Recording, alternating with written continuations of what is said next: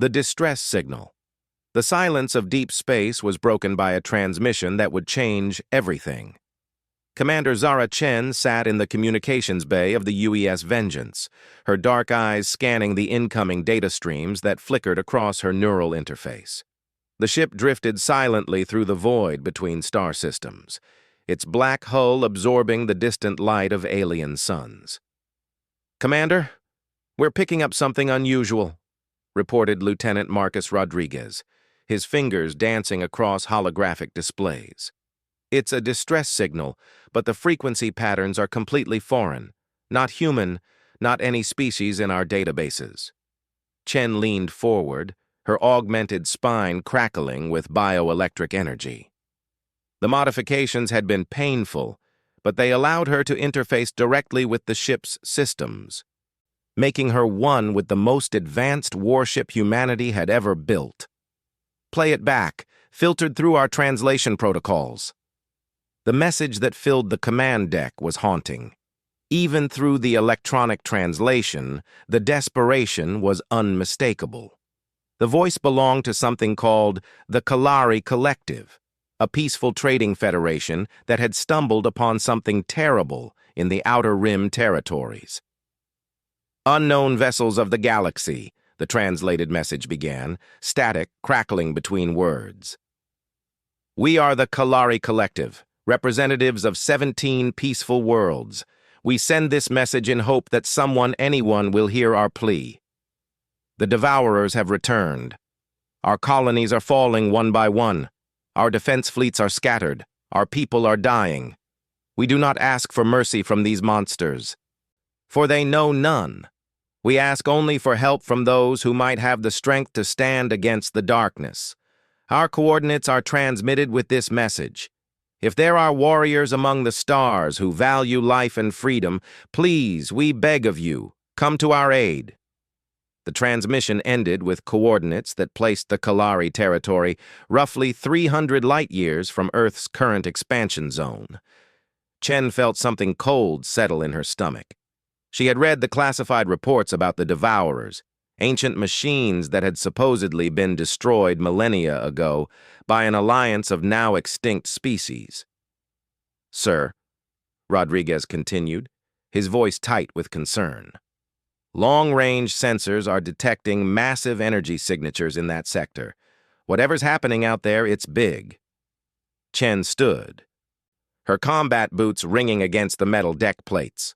Around her, the bridge crew waited for orders.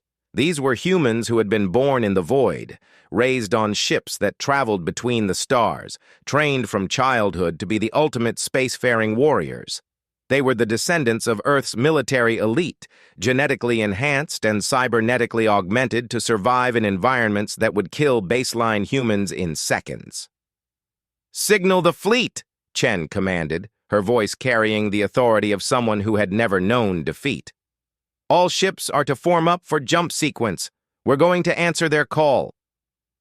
The bridge erupted in controlled activity. The Vengeance was not alone in this sector of space. Accompanying it were 12 other vessels of the Terran Expeditionary Fleet, each one a masterpiece of human engineering and warfare. There was the UES Prometheus, a massive dreadnought bristling with fusion cannons and quantum torpedoes. The UES Ghostwalker, a stealth frigate capable of phasing partially out of normal space-time. The UES Iron Maiden, a carrier ship housing squadrons of fighter craft piloted by humans whose reflexes had been boosted to inhuman levels. "Commander," interrupted Captain Sarah Mitchell over the fleet communication network, her scarred face appearing on the main display. She commanded the UES Warhammer, a heavy cruiser known throughout human space for its devastating bombardment capabilities. "Are we seriously considering responding to an alien distress call? We don't know anything about these Kalari or what we might be walking into." Chen's smile was predatory. "That's exactly why we're going, Sarah. Humanity has been expanding outward for 2 centuries, and we've encountered exactly 4 alien species. 3 of them tried to conquer us, and 1 pretended to be peaceful until they attempted to steal our technology and enslave our colonies. Now we have aliens specifically asking for military assistance. This could be our chance to finally meet someone who doesn't want to kill us on sight." "And if it's a trap?" asked Captain James Harrison from the UES Lightning Strike, his augmented eyes glowing with cybernetic implants. "Then we spring it and show whoever said it why humans are called Deathworlders," Chen replied without hesitation. "Prep the ships for combat jump, full weapon loadouts, all defensive systems online. If these devourers want to fight, they're about to learn why Earth is considered a death world by every species we've encountered." The fleet moved with mechanical precision, each ship sliding into formation like pieces of a deadly puzzle. Human ships were different from those of other species they had encountered. Where aliens built vessels that were sleek and elegant, humans built floating fortresses designed to absorb tremendous punishment while delivering overwhelming firepower. Every surface bristled with weapon emplacements, shield generators, and armor plating that could withstand direct hits from fusion bombs. As the jump drives charged, Chen reviewed what little data they had on the Kalari Collective. The aliens appeared to be a federation of peaceful traders, their technology focused on commerce and exploration rather than warfare. Their ships were built for speed and cargo capacity, not combat. Against an enemy like the Devourers, they would be helpless. The Devourers were different. Ancient texts recovered from dead worlds spoke of machine intelligences that consumed entire civilizations, strip mining planets for resources and converting organic life into raw materials for their endless expansion. They had supposedly been defeated by a grand alliance of species billions of years ago. But if they had returned, it meant that somewhere in the darkness of space, they had been rebuilding their strength. "All ships report ready for jump," Rodriguez announced. Chen nodded, feeling the familiar tension that preceded combat. "Take us out, maximum speed to the coordinates, and signal all ships to begin pre-combat sequences. If the Devourers are as dangerous as the old records suggest, we're going to need every advantage we can get." The fleet vanished in a blaze of twisted space-time, leaving behind only empty void and the distant stars. They were traveling toward an unknown enemy to aid aliens they had never met, carrying the hopes and firepower of humanity into the depths of space. It was exactly the kind of impossible mission that humans excelled at. In the depths of the Vengeance, automated systems began loading fresh ammunition into the ship's weapon systems. Fusion reactors hummed with increased power output. Marines checked their combat armor and weapons, preparing for boarding actions. Fighter pilots ran final systems checks on their craft, knowing that space combat was the ultimate test of human reflexes and technology. Chen stood on her bridge, watching the stars streak past as they traveled faster than light toward their destination. She had been born on Earth, in the ruins of what had once been called New York City. She had seen the scars left by humanity's first contact with hostile aliens, the craters where fusion bombs had fallen, the monuments to the millions who had died in those early wars. That was why humans had become what they were. Earth was a death world, a planet where everything from the weather to the wildlife was actively trying to kill anything that lived there. Humans had evolved in an environment so hostile that they were naturally immune to dozens of toxins that would kill other species instantly. They could survive in temperatures that would freeze or cook aliens. They could function in atmospheric pressures that would crush most other life forms. And when they finally reached the stars, they had discovered that their death world origins made them the ultimate warriors.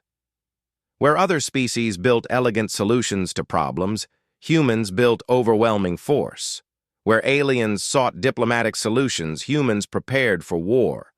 It wasn't that they were inherently violent, but they understood that sometimes the only way to protect peace was to be ready for anything. The journey to Kalari space would take 18 hours at maximum speed. Chen used that time to study every piece of data they had on the Devourers, preparing strategies and contingencies. She knew that whatever they found at the end of their journey would test everything humanity had learned about warfare among the stars. As the fleet raced through the darkness toward an unknown battle, one thing was certain. The Devourers were about to learn why humans were considered the most dangerous species in the known galaxy. They were about to face Deathworlders in their natural element, and the universe would never be the same. First contact with the Kalari. The human fleet dropped out of hyperspace at the edge of the Kalari system, and Commander Chen immediately understood why the aliens had sent a distress call. The space around the inhabited worlds was filled with debris from shattered ships, massive metallic constructs that moved with predatory purpose, and the unmistakable energy signatures of a civilization under siege. "Holy hell," whispered Rodriguez, his voice barely audible as the sensor data flooded their displays. "Commander, I'm reading 17 different Kalari vessels adrift or destroyed. And those things attacking them? They're massive." Chen's augmented vision processed the tactical display with inhuman speed. The Devourers were exactly as the ancient texts had described them, but seeing them in action was something else entirely. Each construct was the size of a human city, covered in harvesting appendages and weapon systems that defied easy classification. They moved through space like predatory whales, systematically dismantling everything in their path. "Signal the fleet," Chen ordered, her voice cutting through the stunned silence on the bridge. "Combat Formation Alpha 7. All ships are authorized to engage at maximum firepower. And get me a communication link to any surviving Kalari vessels." The human fleet spread out in a formation that had been tested in a dozen conflicts across the galaxy. The massive dreadnought Prometheus took point position, its fusion cannons already charging for the opening barrage. Smaller ships moved to flanking positions, ready to exploit any weaknesses the initial attack might reveal. A weak transmission crackled through their communication systems, filled with static and desperation. "Unknown vessels, please identify yourselves. This is Trade Captain Veltar of the Kalari merchant vessel Peaceful Current. We are attempting evacuation of the colony world Keshai, but our escort ships have been destroyed. The Devourers are systematically harvesting our people. If you are here to help, please hurry." Chen activated the response channel, knowing that this moment would define humanity's relationship with yet another alien species. "Trade Captain Veltar. This is Commander Zara Chen of the Terran Expeditionary Fleet. We received your distress call and have come to assist. Can you provide tactical information on the enemy constructs?" There was a moment of silence, then a voice filled with something that might have been hope. "Humans? You are the Deathworlders from the Edge systems? We had heard stories but thought them exaggerated. The Devourers have been here for 3 standard days. They ignore our weapons completely. Their hulls appear to be constructed from some kind of adaptive metal that repairs itself faster than we can damage it. They have already consumed 2 of our outer colonies and are now harvesting the main population centers." Chen studied the tactical display, noting the movement patterns of the massive constructs. "Captain Mitchell, I want a full spread of quantum torpedoes on the nearest Devourer. Let's see how tough they really are." The UES Warhammer opened fire first, its heavy guns unleashing a barrage that would have reduced a normal ship to atomic particles. The quantum torpedoes struck the Devourer construct with the force of miniature suns, each one releasing enough energy to power a small city for a year. The explosions lit up space like a brief constellation of new stars. When the light faded, the Devourer was still there, its hull showing no visible damage. Worse, Chen could see repair systems already working to restore even the microscopic damage the attack might have caused. "Well, that's new," commented Captain Harrison dryly. "Recommendations, Commander?" Before Chen could respond, the Devourer turned toward the human fleet with ominous deliberation. Weapon ports opened along its massive hull, revealing technology that made even human engineering look primitive. Energy beams lanced across space, each one powerful enough to cut through a planet's crust. The human ships scattered, their pilots executing evasive maneuvers that would have been impossible for any other species. Enhanced reflexes and cybernetic implants allowed them to process information and react to threats at superhuman speeds. The energy beams missed by meters rather than kilometers, close enough that Chen could feel the heat through the ship's hull. "All ships, pattern delta engagement," Chen commanded. "Hit them fast and keep moving. Don't let them target lock on any single vessel." What followed was a battle unlike anything the galaxy had seen in millennia. Human ships danced through space with lethal grace, their pilots pushing their vessels beyond normal operational limits. They had learned to fight in the deep void, where one mistake meant death, and that experience showed in every maneuver. The Ghost Walker phased partially out of normal space-time, becoming translucent as it slipped between dimensions. Its pilot, Captain Lisa Park, brought the ship in close to one of the Devourers and unleashed a barrage of phase torpedoes directly into its interior. The weapons materialized inside the construct's hull, exploding with devastating effect. For the first time, one of the Devourers showed damage. Sections of its hull buckled and twisted. Internal systems sparked and failed. But even as the human crews watched, the construct began to repair itself, drawing materials from some internal reserve. "It's wounded but still functional," Park reported, her ship already moving away from the counterattack. "Whatever these things are made of, they can rebuild themselves from almost anything." Chen's tactical mind raced through possibilities. The Devourers were clearly advanced beyond anything humanity had encountered, but they weren't invincible. The phase torpedoes had proven that they could be damaged if the attacks bypassed their adaptive armor. "Rodriguez, get me a full spectrum analysis of that construct. I want to know everything about its composition, power systems, and structural weaknesses." The UES Lightning Strike, Captain Harrison's fast attack vessel, darted in for another strike. Instead of using conventional weapons, Harrison deployed something new, a prototype weapon that human engineers had been developing based on captured alien technology. The entropy cannon fired a beam that increased the rate of atomic decay in whatever it touched, essentially aging matter at an accelerated rate. The effect on the Devourer was immediate and dramatic. A section of its hull began to crumble and decay, the adaptive metal unable to compensate for fundamental atomic breakdown. The construct reeled, its movement patterns becoming erratic as it tried to isolate the affected area. "Now that's what I'm talking about," Harrison laughed over the communication channel. "These things might be tough, but they can't adapt to entropy itself." The battle became a deadly dance as human ships used their superior speed and maneuverability to stay ahead of the Devourer's weapons, while looking for opportunities to strike with their new entropy-based arsenal. The alien constructs were powerful, but they had been designed to face enemies that fought conventionally. Humans fought dirty, using every advantage their Deathworld origins provided. Captain Sarah Mitchell brought the Warhammer in for a close-range bombardment, her ship's heavy armor allowing it to absorb hits that would have destroyed lighter vessels. She concentrated her fire on the areas where Harrison had used the entropy cannon, preventing the constructs from repairing the damage. "Chen, we're making progress," she reported.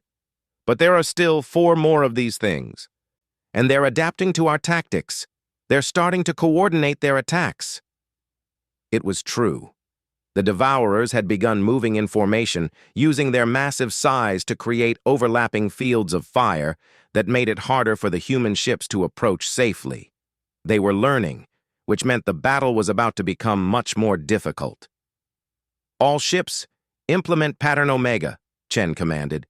"Time to show these machines what humans do best." Pattern Omega was a formation that no other species would even attempt.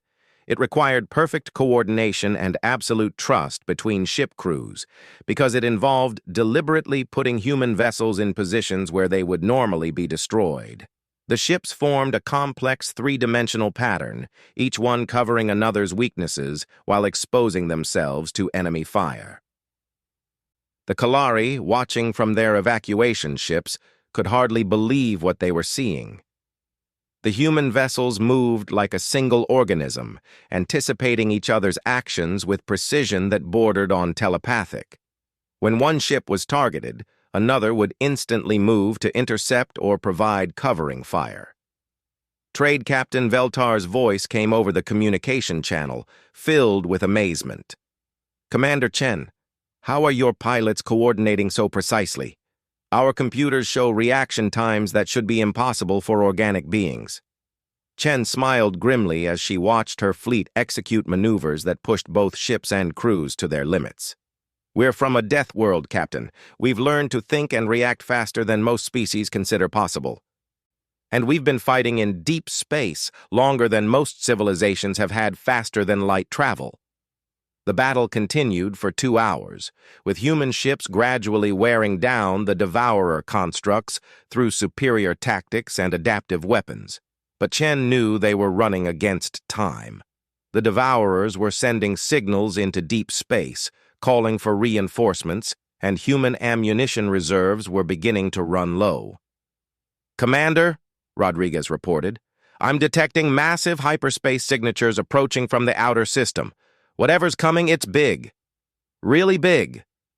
Chen felt ice form in her stomach. If more Devourers arrived before they could finish the current battle, the human fleet might be overwhelmed. But as she watched her ships continue their deadly dance among the alien constructs, she felt a fierce pride in her species. Humans might be outnumbered and outgunned, but they were doing what they did best. They were fighting impossible odds and refusing to give up. The Devourers were about to learn why Deathworlders were the most feared warriors in the galaxy. The Deathworlders' victory. The hyperspace signatures resolved into something that made even veteran human warriors pause.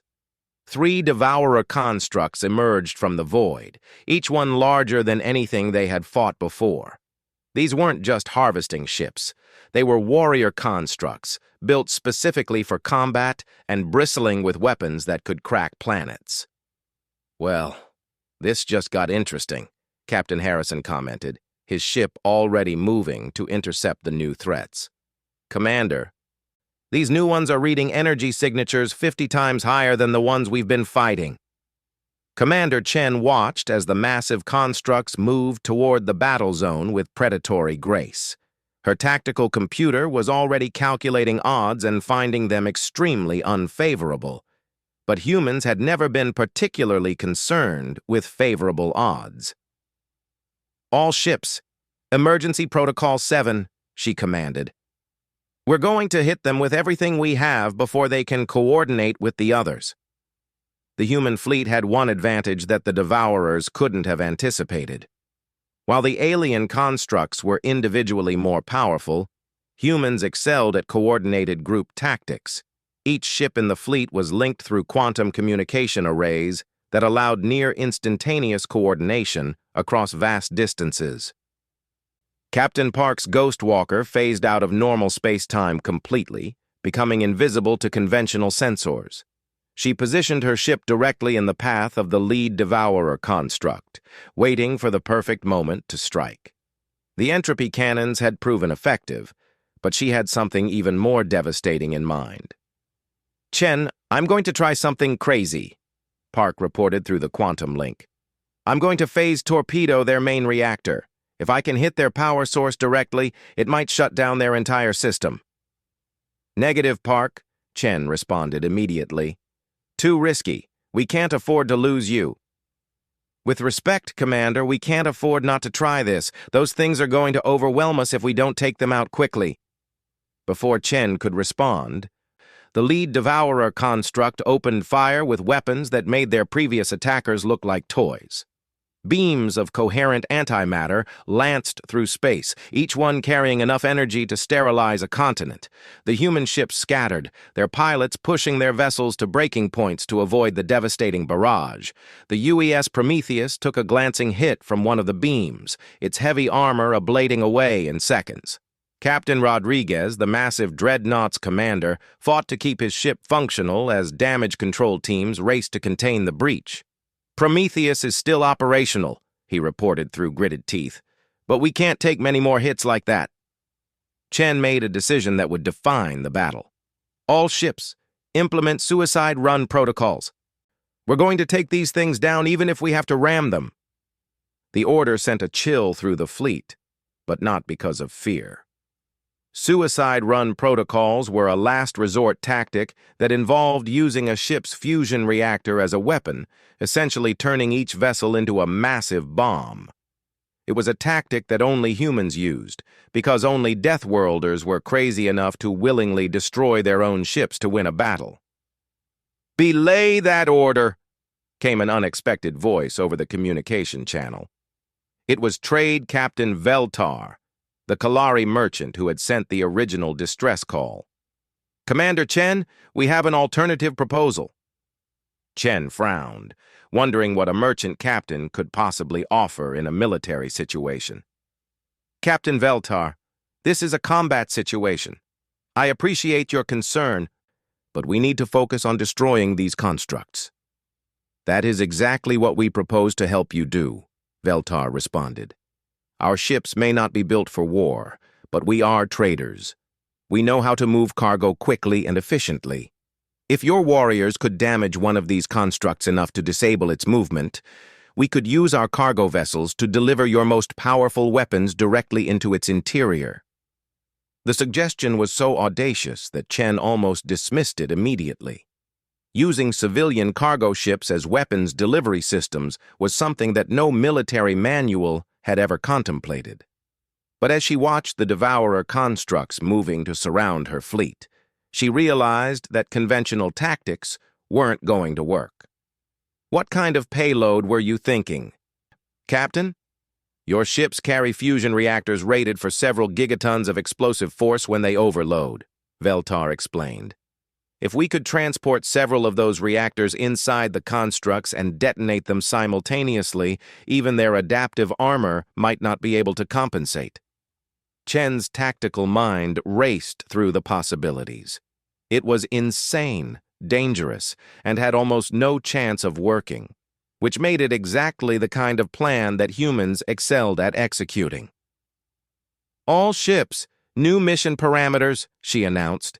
"We're going to combine human firepower with Kalari logistics to deliver the biggest surprise these machines have ever seen. Captain Park, I want you to phase torpedo their movement systems. Disable their engines, but don't try for the reactor yet. Mitchell, Harrison, provide covering fire.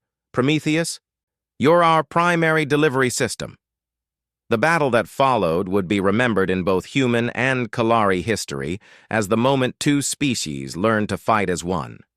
Human ships danced through the void with deadly precision, while Kalari cargo vessels used their superior speed to maneuver into positions that would have been impossible for warships. Captain Park's Ghost Walker materialized inside the lead Devourer construct, her phase torpedoes detonating throughout its engine systems.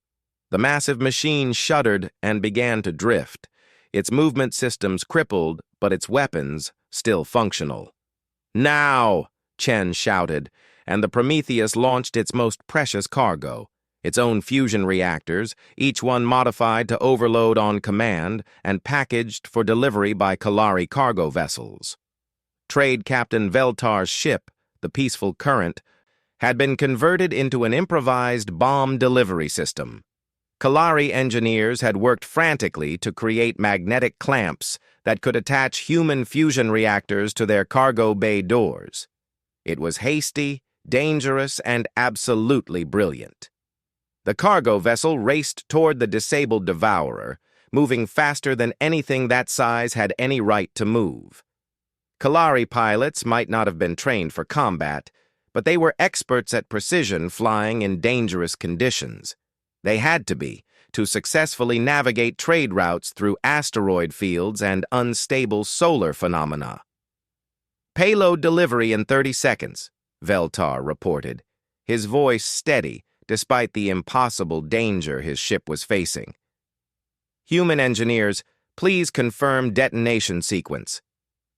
Lieutenant Rodriguez worked frantically at his console, coordinating the explosion timing with precision that would make human engineers proud. Confirmed. All reactors will overload simultaneously 15 seconds after delivery. That should give you time to clear the blast radius. Understood. Beginning delivery run now. What happened next violated every principle of military engagement that Chen had ever learned. The Kalari cargo ship flew directly into the teeth of the Devourer's defensive fire, its hull taking hits that should have destroyed it instantly. But Kalari ships, while not armored for combat, were built to withstand the rigors of deep space trade. They were tougher than they looked. The peaceful current reached the disabled Devourer and released its cargo directly into the construct's interior through breach points created by earlier human attacks. 14 human fusion reactors, each one programmed to overload at maximum yield, disappeared into the alien machine's belly. Delivery complete, Veltar announced, his ship already racing away from the target. All vessels, clear the area immediately. The explosion that followed was visible from 3 star systems away. 14 fusion reactors detonating simultaneously created a brief new star in the depths of space. When the light faded, the lead Devourer construct was gone, reduced to its component atoms and scattered across the void. The remaining Devourers paused in their attack, apparently processing what had just happened. It was the first time in millennia that any force had successfully destroyed one of their warrior constructs. That got their attention, Captain Harrison observed. Think they're impressed? Chen smiled grimly. Let's find out. All ships, repeat the previous maneuver on the remaining targets. Kalari vessels, are you willing to make another delivery run? Commander, Veltar responded without hesitation. We lost 2 colonies to these monsters. We will deliver as many packages as you require. The second attack went even more smoothly than the first. Human and Kalari forces had learned to coordinate their efforts, creating a combined tactical doctrine that neither species could have developed alone. Human firepower created the openings, while Kalari cargo ships delivered devastating payloads with surgical precision. By the time the battle ended, all 5 Devourer constructs had been destroyed, and the Kalari system was secure. But more importantly, something new had been born in the fires of combat. 2 species had learned to fight as allies, combining their unique strengths to overcome an enemy that neither could have defeated alone. Commander Chen, Trade Captain Veltar's voice came over the communication channel. On behalf of the Kalari Collective, I must thank you. Your warriors risked their lives for people you had never met, asking nothing in return. This is not something we will forget. Chen looked out at the debris field that had once been an unstoppable enemy force, feeling a satisfaction that went beyond mere victory. Captain, we answered your distress call because that's what civilized beings do for each other. But I think we both learned something today about the power of cooperation. Indeed we did, Veltar agreed. Perhaps there is hope for peace among the stars after all. The Devourers represented the old way, conquest through superior force. You humans have shown us something different. You have shown us that strength can be used to protect rather than destroy. The human fleet began forming up for the journey home, their mission complete. But Chen knew that this battle represented more than just a military victory. Humanity had found its first true allies among the stars, and together they had proven that even the darkest threats could be overcome when different species learned to fight as one. As the ships prepared for hyperspace jump, Chen received one final message from the Kalari Collective. It was an invitation to formal diplomatic contact, an offer to share technology and resources, and most importantly, a mutual defense treaty that would bind human and Kalari forces together against future threats. The age of humanity standing alone in the galaxy was over. The Deathworlders had found their place among the stars, not as conquerors, but as protectors of those who valued life and freedom above all else. And throughout the galaxy, other species would soon learn that threatening peaceful civilizations meant facing the combined might of human weaponry and the determination of those who had answered a distress call from strangers in the dark.